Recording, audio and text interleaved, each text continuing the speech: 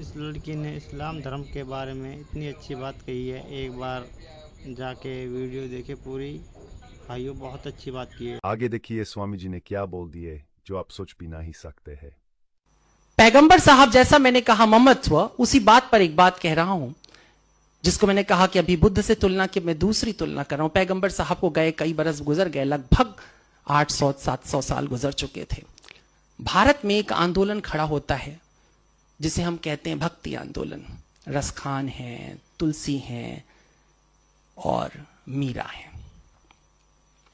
यदि मुझे संसार में परमात्मा के दो भक्तों का चुनाव करने के लिए सिर्फ कहा जाए, दो ऐसे भक्त जिन्होंने परमात्मा के लिए सर्वस्व निछावर कर दिया, तो मैं उनमें दो नाम चुनूंगा, एक मीरा का और एक रसूलुल्लाह मोहम्मद साहब का।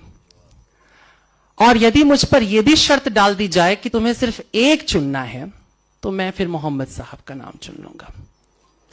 क्योंकि अगर मोहम्मद साहब ने वो जमीन नहीं तैयार की होती जिस पर सब कुछ सिर्फ और सिर्फ एक अल्लाह का है, उसकी वजह से है, बाकी कुछ भी शामिल हुआ तो शिर्क हो गया, तो मीरा कभी नहीं कह सकती थी कि मेरो तो गिरधर गोपाल दूसरो ना कोई।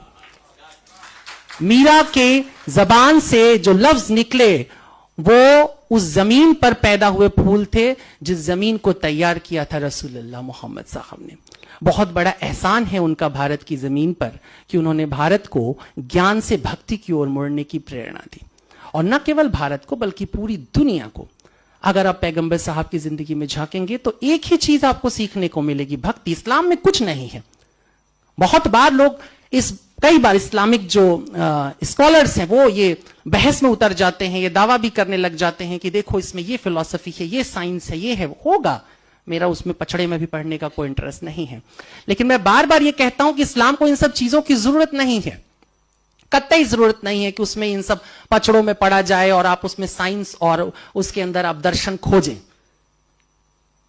मेरे एक बड़े प्यारे मित्र जो अभी नहीं है, अभी यहां पर घर में हैं, तबीयत उनकी ठीक नहीं, सुलेमान आसिफ साहब। एक बार मेरी उनसे बड़ी चर्चा हो रही थी इस्लाम और उस पर, और कई लोग और भी शामिल थे, इमरान साहब भी थे, सब लोग थे, बड़ी बहस हो रही थी। तो बहुत देर तक ये लोग ये समझा पाने में असफल रहे कि इस्लाम में कोई फलसफा है।